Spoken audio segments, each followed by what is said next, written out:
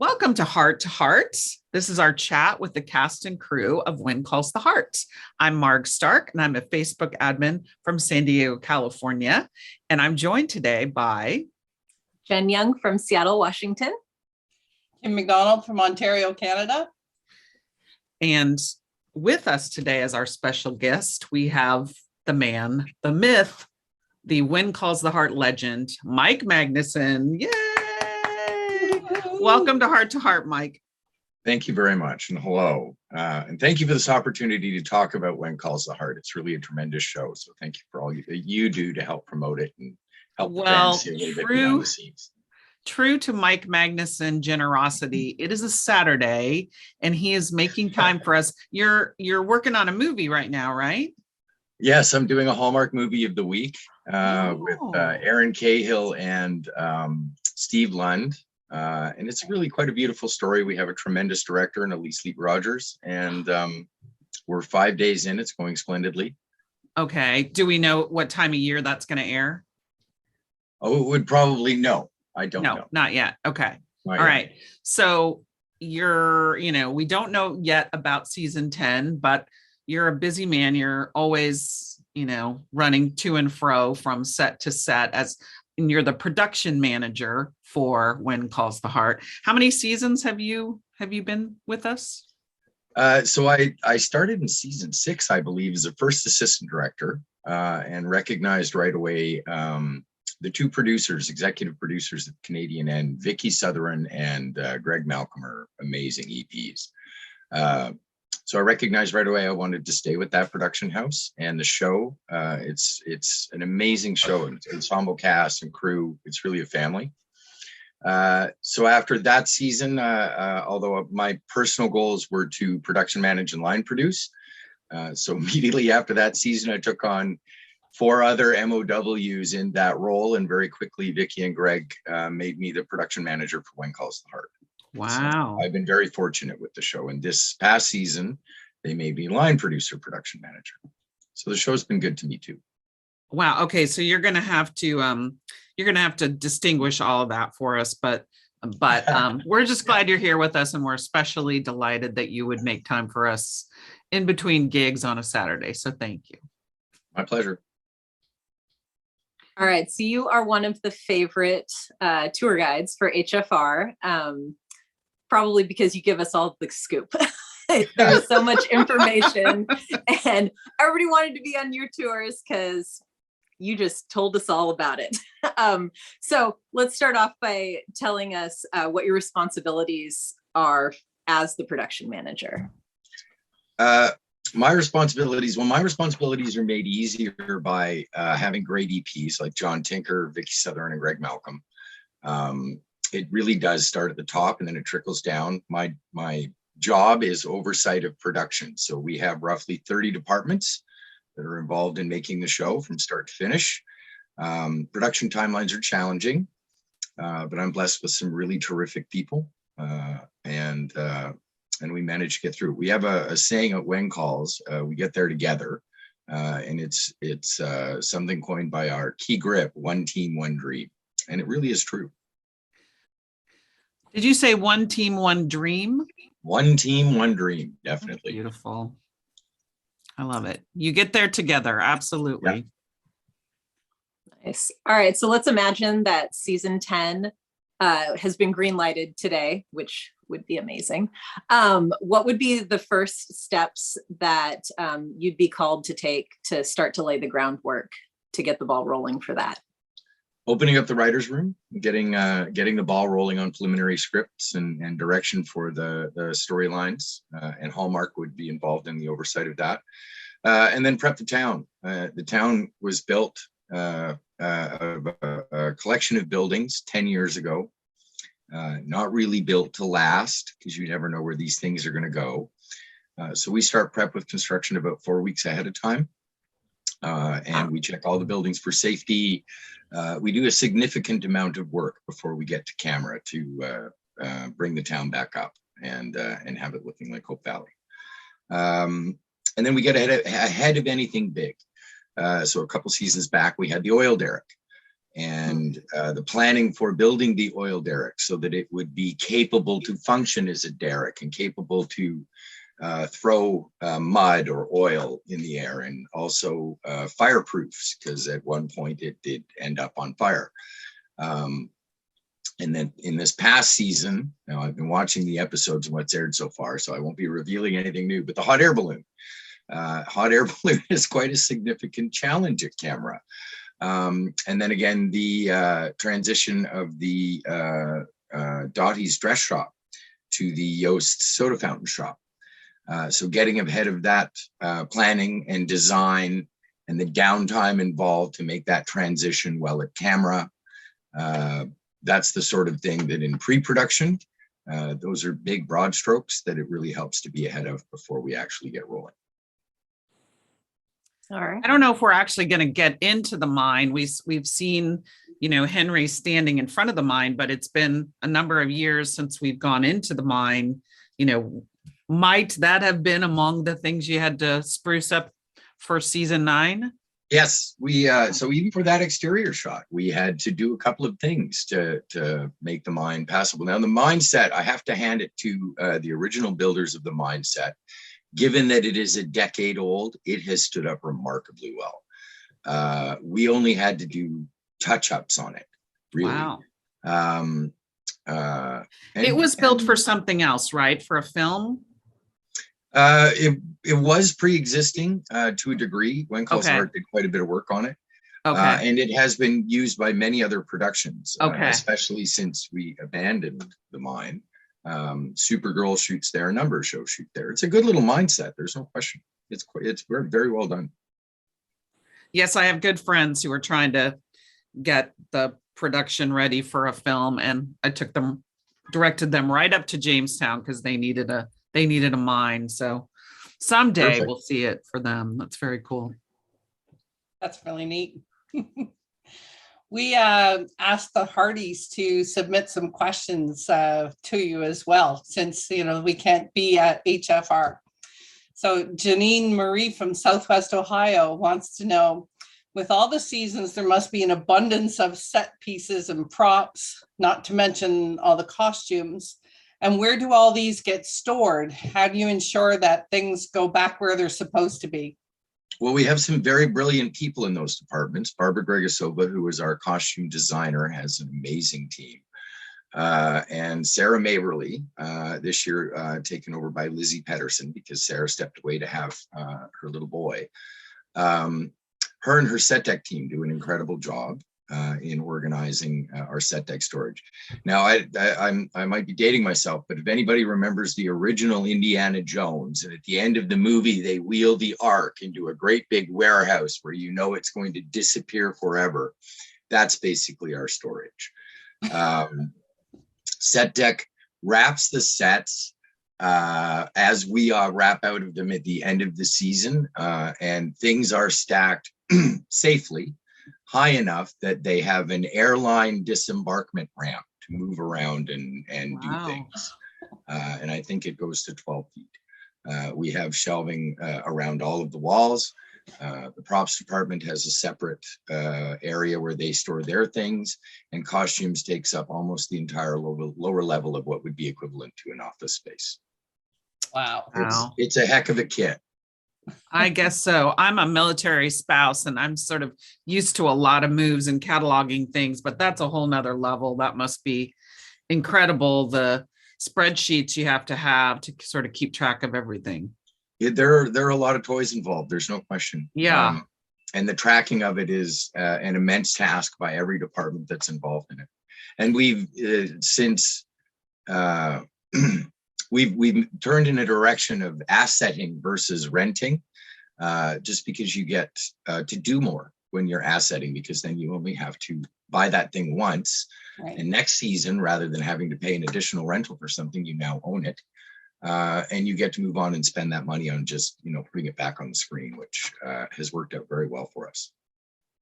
Yeah, and we talked to Sarah earlier this season, and she did. I can't remember. Do you guys remember which thing she said always gets lost? Like inevitably, no matter what they do, there's this one There's set usually piece. something. I think it's Yeah. the clock. I think it was the beautiful clock that stands outside of the stagecoach area, and for whatever reason, it's just like, the nemesis. It's the one piece, such an important piece, and yeah. So They there have you to go looking for it. So Murphy's Law loves a film set, and yes, Yes. occasionally they lose. Well, you an have item to tell here or us there. more about that. What's Well, it's just a true story. But the bottom line is that when they lose something, no matter how inconsequential it might seem at the time, guaranteed it'll come up in the first script. That's the Murphy's Law of film.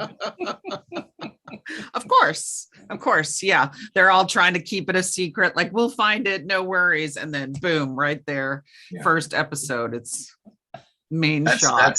That's one of the things when I describe my job to people. I go, production managing is a little bit like this. It starts with, that's a thing. And then you figure it out. And many of the sentences you'll hear from people will start with these words, just so you know. Oh no. Okay, well, that just brings to mind, we didn't ask this, and let me just take us completely in a different direction, but how do you maintain your blood pressure with all of that going on? Because your job has a lot of that. It has a lot of it. Curveballs. So it does. I came up, I've been in the film industry for 30 years, and the film industry, quite deserving in the past, had a bit of a reputation as a battle zone, a fighter's pit. Mm-hmm. And nobody likes that. We certainly don't run When Calls the Heart like that. It's a collaborative environment where people are giving heroics, all the time. Even when something happens and they're failing, they're still trying heroically to succeed. So production is a rock rolling downhill. Things are going to go sideways in one way or another once in a while. And we have a positive, solution-oriented team. I work on mission statements, and one of my mission statements when I was the first assistant director was, we are the solution-oriented bastions of calm. When even if the sky is falling, right, it's not going to help anybody to panic and say the sky is falling. It's what you do is you dig in, you go to the story, and you find your way forward as a team. And that's, again, we get there together. And a lot of the people, when they're bringing us a problem or a challenge, they're not saying I can't. They're saying I need help doing. So let's figure that out, what that looks like. Love that. Love it. That's amazing.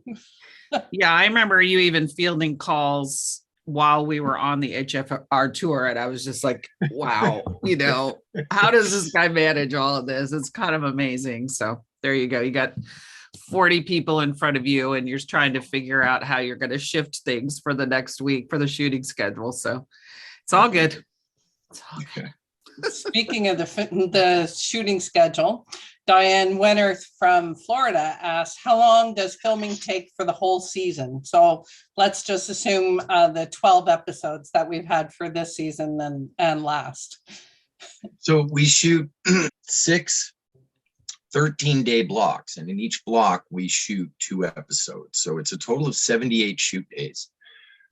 Prior to camera, though, we spend 4 weeks prepping, construction, taking the town up, paint, greens, bringing in the flowers. Electrics have a significant prep because we lay about 5 miles of cable to power the sets. We rig several of the sets. And because we drive horses and teams, none of the cable can be above ground anywhere near a road.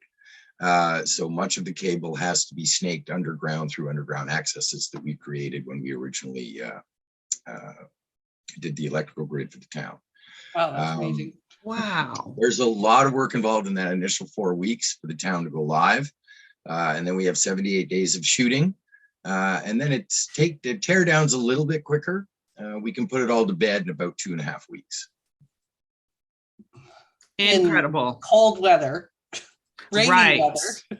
There are some stories. So our start date plays a role in where we're going to finish, and certainly there have been a couple of seasons where we've finished. We've had to come back after Christmas to pull out cable and stuff, and we've had to contend with freezing temperatures. And the cable's, of course, been frozen in underground pipes. There are a lot of challenges. Each department faces challenges as they come in. Wow. Wowza. And speaking of one of those challenges, we know that When Calls the Heart is really good about accommodating actors' schedules. And Jenny Fran from Mississippi is wondering if you could give us a sense of how that even occurs, how you manage that. So in in my time in film, I've worked with a large number of cast, and I would say I'm an authority on recognizing something special, and we're really quite blessed on When Calls the Heart. We have a significant ensemble cast. We have about 30 plus ensemble cast, count the kids and everybody else. And we have, of course, our core ensemble cast. They're just amazing. They're accommodating, prepared. They show up for work, ready to work. They're really fun to have around set. That helps a great deal when it comes to, so there are some that we have what's called right of first refusal on, and when they have other projects, we do our best to endeavor to get a schedule out right away that says they're going to be working at this time, and then the other projects try and work around us. And we have other cast who have projects where the right of first refusal sits with the other project. In which case we keep in touch with those productions. And Vancouver's a very collaborative town. Nobody's, out to stick it to the other guy here. So we and other productions speak and talk and, do our best to reach accommodations so that everybody gets what they need. And then we have our core cast. Arent would be an example, Chris McNally, Kevin and Pascal, Nathan, Kevin McGarry, and they're all in from the time that they've started production. Jack Wagner, I wouldn't want to forget him, as all of them are working, in our 13-day schedule. Aaron's probably in every day, and many of the others are 10 or 11 days in a 13-day schedule. That means the show that's their Monday to Friday. And they work very long hours. They come in ahead of the crew, which already shoots a 12-hour day, so that they can be through hair, makeup, and prepared when the camera is ready. And then when they wrap at night, they have to do a bit of a takedown because, especially for the women, they're in corsets. They're in significant hair and makeup. It's not like they can just jump into a van and go home. So there's a bit of takedown. And then they need to go and prepare for the next day. And we shoot 8 to 9 pages of dialogue a day. So they have a significant load for that 78 days that we're shooting. It's an all-in endeavor for them. And to get to day 78 with that same ensemble group, still a pleasure to work with, is demonstrative, I think, of the kind of people we work with. We're really quite blessed. And then you have night shoots included in all of that. We do. We have smart writers, so they're cognizant of the fact that when we're starting production in July, the sun's not going down till 10 o'clock. And that by the time we're shooting in October, or to the mid-October, the sun is set by 6:30.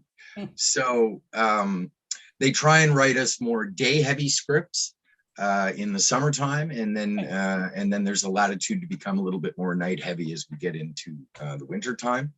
There's no question things tend to look quite nice at night, especially the town and Christmas stuff and sparkling lights and festivals and things like that. But the town actually does look pretty good in the daytime too. We have a great DP and camera team, and we have a tool called fly swatters that helps us put a scrim over hard sun so that you're never shooting with hard sun, which is something the camera has not quite figured out yet.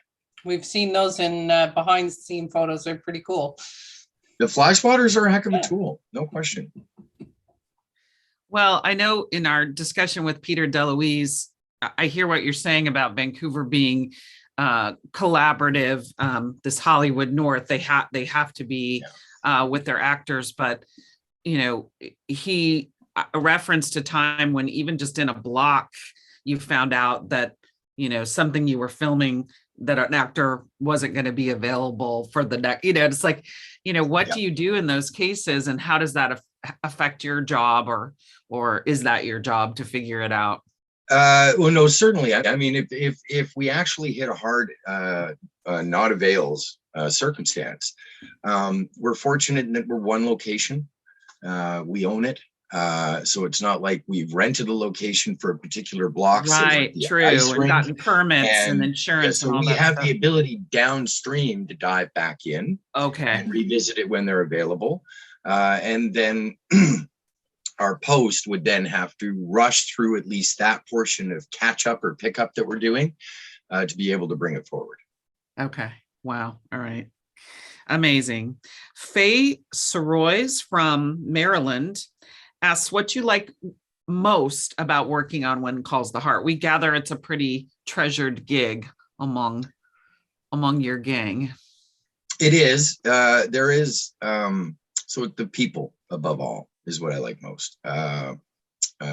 We're really a family. We really have a very respectful, positive work environment. We get to day 78 and people are sorry to see it end. Yeah. And a lot of TV series, you get to the end of the TV series and you're happy to be getting a break. But When Calls is special. I've been on a lot of shows. When Calls is certainly a special environment. As a result, we have a depth of professionals that work on this show, from camera operator Glenn Dixon to Doug Dukes, Craig this year. I have so many people that have a depth of experience in their roles that are drawn to the show because of the environment and the collaborative freedom to be able to really do something interesting and creative. I'm really blessed by the people. And it's a lovely genre. I'm sorry, I'm gonna one more point. Although my mother, my mother would have loved this show. So when I was coming up as a first assistant director, one of the things that I focused on or found the most exciting were stunt and special effects units. So it's not like my mother got to see a lot of my work or really understand what I did. She would have loved When Calls the Heart. So it's nice to be producing something that is universally acceptable and positive. I love that.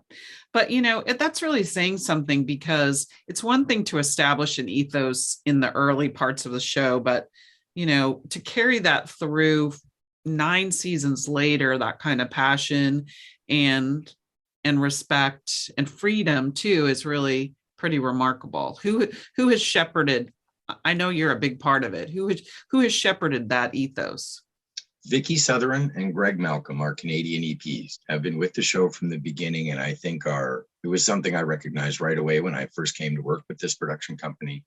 I would accredit them with laying the groundwork for a production company that moves in a positive direction and does things with a humanity and compassion that film is not really readily known for.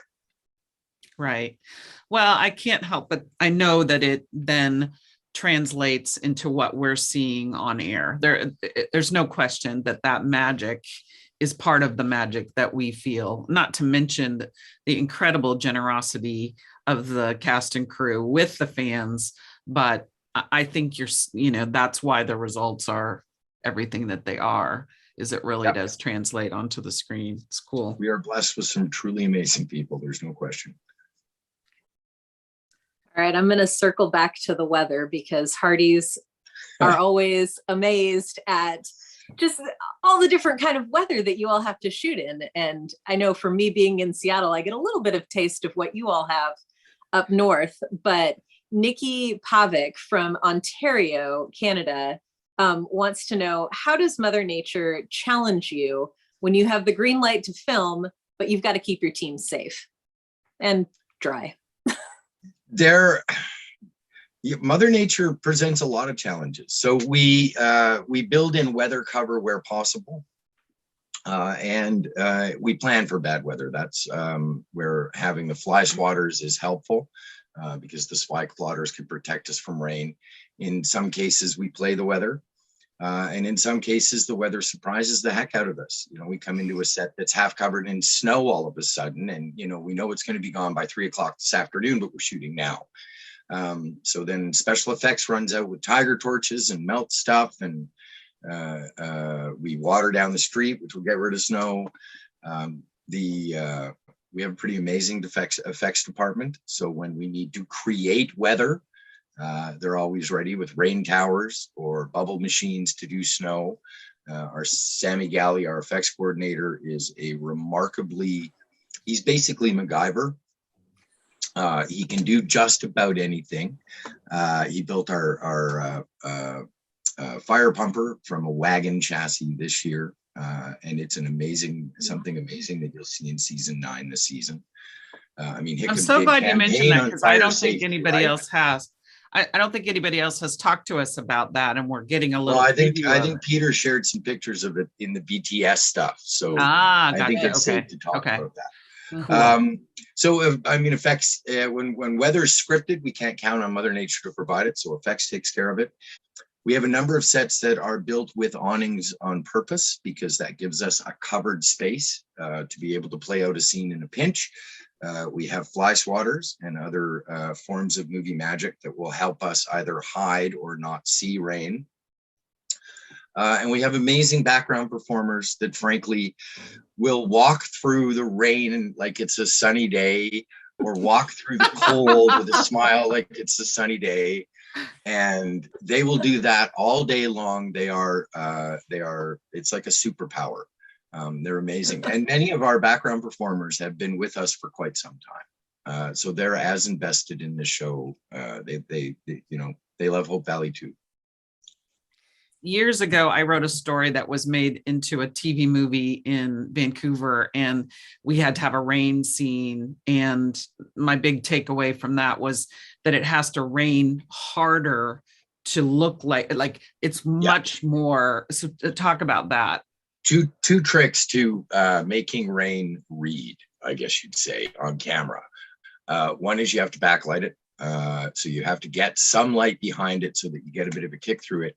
And regular size raindrops, even when you think it might be raining kind of hard, they don't read very well to camera. It doesn't read very well as rain. So rain towers throw a raindrop that's 2 to 3 times the size of a regular raindrop. And that's why when you see things like Fred Astaire's Dancing in the Rain, those are big raindrops, and that's it's gotten a little bit more refined since that time. But I think Fred Astaire's Dancing in the Rain is a good example of what rain towers throw. It comes down pretty hard. That's so cool. I'm so glad to know that Mr. Landis really was soaked coming into that into that scene with the canned fields. You know, of course there was redemption, but coming out of the rain, in that rain tower, he probably did get a little bit wet. There is no forgiveness when cast are working under rain towers. None. Love it. Love it. No favoritism at all, you mean? No, so we all stand under the rain towers in our Arc'teryx gear and sweaters and hats, and we're protected. The cast, they take off their warm-up coats and step under the frame, and they're drenched like that.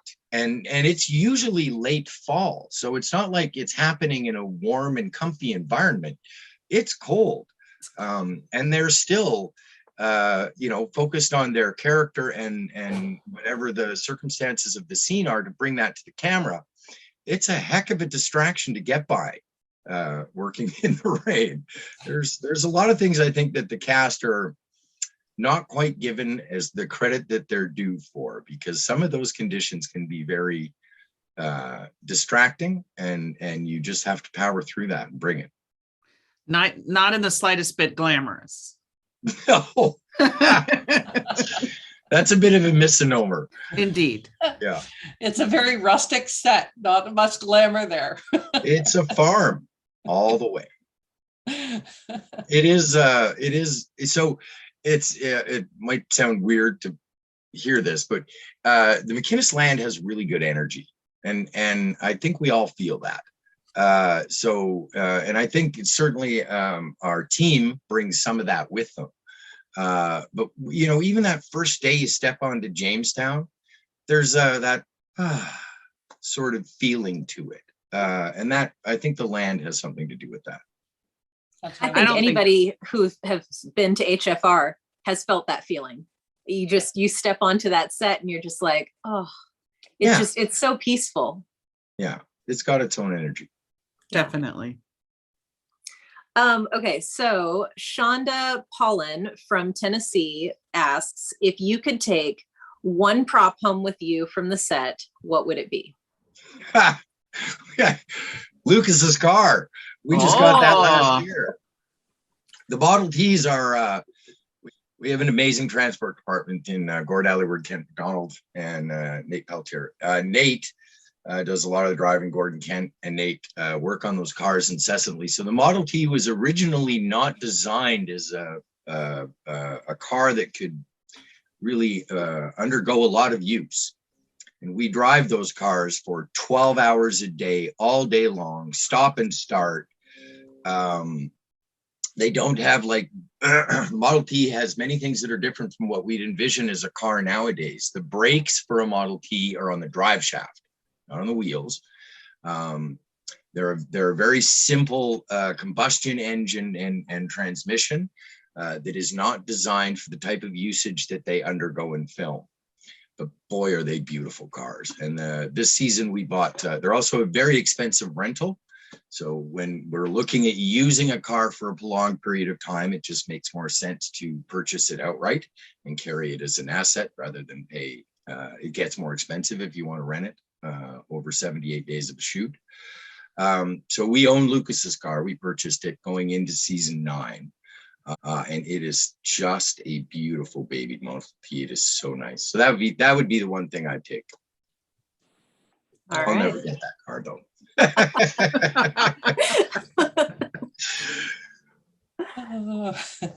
Stacy Blessings Matthews from Ohio asked about COVID protocols. Can you give us a sense of how you accommodated and mastered the pandemic protocols to keep everyone healthy and deliver the show and hopefully stay on budget? Sure, that was difficult. Yeah. COVID comes with its own budget. None of the studios had a line that would have been an equivalent for COVID when we got hit with COVID.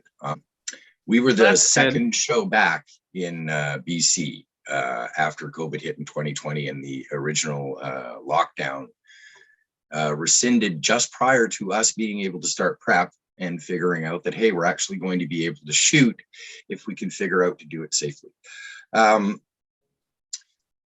Honestly, COVID scared the heck out of me. I did a lot of research on coronavirus versus V2 so that I first had an understanding of what the enemy looked like. And then I dug in and I probably read about 27 different protocols or recommendation reports that came from around the world. And then dug in and used all of that to formulate our own 21-page protocols for COVID protocols for When Calls to Heart. COVID has probably been one of the less fun and bigger challenges of my film career to date. For sure, yeah. And it requires investiture by everybody. So while we've gotten through our season safely and really without incident, certainly our COVID protocols played a role in that, but it doesn't work unless everybody is invested, makes sacrifice, does a little bit extra work, because COVID involves that you do a little bit extra work and some discomfort, masking and not making exceptions, because that's the first place the virus is going to leap in and take advantage, is when you've made an exception. So it was the investiture of our cast and crew and the commitment to keeping safe that made those protocols successful. But did you write the protocols, Mike? Wow. Yes. Incredible. Yeah. And then the province had some special ones for the film industry as well, I think, right? Well, Because we they were really anticipated helpful to get you those. back to work. Yeah. We anticipated those. Frankly, when we went back to work, they were asking for protocols, but they didn't really have anything posted as guidelines at that point. Right. Yes. It was like in the same week that we're submitting our protocols that they're putting up their postings. Nobody was really ready because nobody really understood what this meant. It's been 100 years since we've had a pandemic. Right. And well, to a certain degree, that wheel's been invented. It takes a little while to figure out what that's going to look like in the here and now. And then there's you have to be flexible with the evolution of that, because as we know with coronavirus in 2020, since 2020, it's become a different virus. It's a much different virus now under Omicron variant 2. And people know how to do it right now to be careful and safe. So hopefully we'll just be able to move forward this year should they announce a season 10 soon. How dramatic was the difference of in terms of the ratio of outdoor versus indoor in these seasons? We did set more things outside just because outside was a safer environment and outside gave us a greater ability to distance people. But we have 19 sets and the show takes place a lot of times, in those spaces. Yeah. Right. So we had to develop what they call occupancy limits. We had to rotate. So when the blocking was happening, it was just the cast and the key people who had to see that, and they would have to do so in a distanced way. And sometimes we had to make sacrifices. It was like these people who would normally be there would take us over our occupancy. So unfortunately, who's the hard cut so that we can still move forward safely? But the people who need to see what's happening to be able to light and shoot it are still seeing it. So there was a lot of creativity in that evolving wheel. Wow. Well, I think it's felt really good. I mean, obviously we've missed some of the classroom and the children desperately, but overall, I really have enjoyed a lot of those outdoor scenes a lot. And it's such a beautiful environment. So great job. Thank you. In addition to keeping a lot of people safe. So yeah, and that started with the writers. I mean, the writers and recognition by Hallmark that we're going to need to do what we can to help get through safely. So that group effort always. Wow. Looking back over the seasons you've been with When Calls the Heart, is there a moment or a scene of which you're particularly sentimental or something that was really meaningful to you? Yeah, so magic on camera, frankly, there are rare moments where you're like, wow, this is magical. I got to admit that happens more often on When Calls the Heart than it does on the majority of television series. And I've worked on some good ones. But there is one moment that stands out. So we were doing a Christmas episode where Elizabeth was scripted singing Little Jack to sleep. And Arent had one of the twins in the row house, and she's singing Silent Night. And she actually, within I guess it's maybe a 90-second to 2-minute space of this, and these twins are bouncing around outside the set, so it's not like he came in ready to sleep. She sung him to sleep on camera. It was pure magic, and of course is in the episode. I think that was 2 seasons ago. But yeah, that was a really magical moment. Very nice. I think they cut that scene, did they not? And then we saw it as like an extra. That might have happened that way. There was a number of us who were.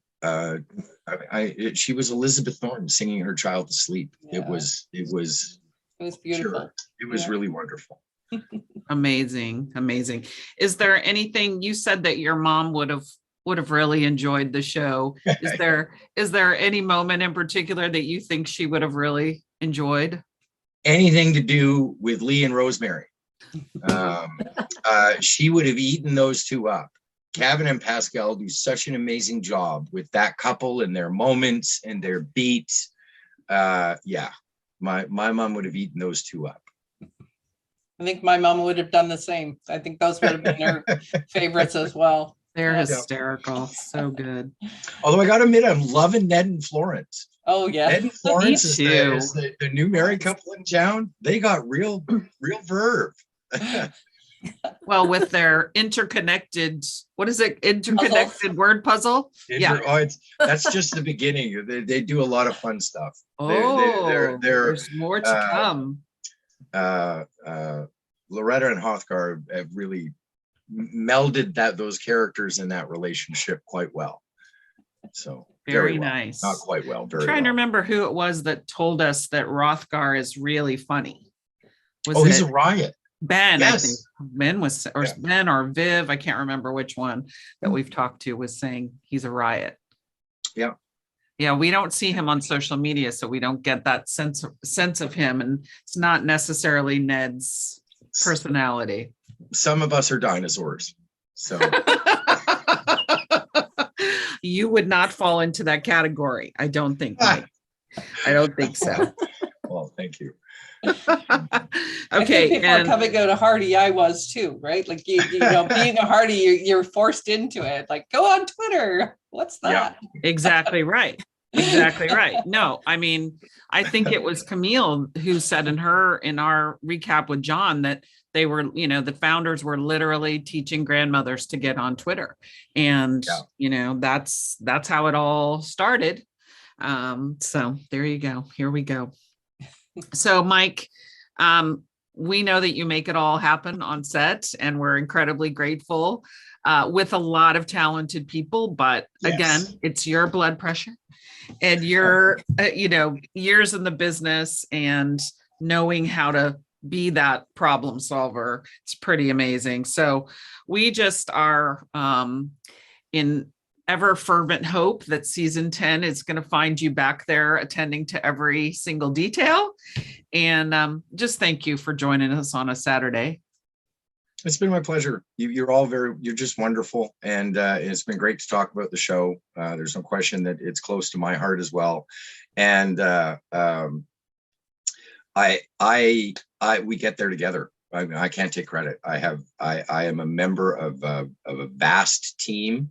And it's that vast team that makes the magic happen. Well, it's a great team. So Hearties, you're a team too as well, and you make it all happen. So please tune in this Sunday night, 8 p.m. on the Hallmark channel. And don't forget to join us on Twitter using the hashtag Hearties. See you next time. Thank you.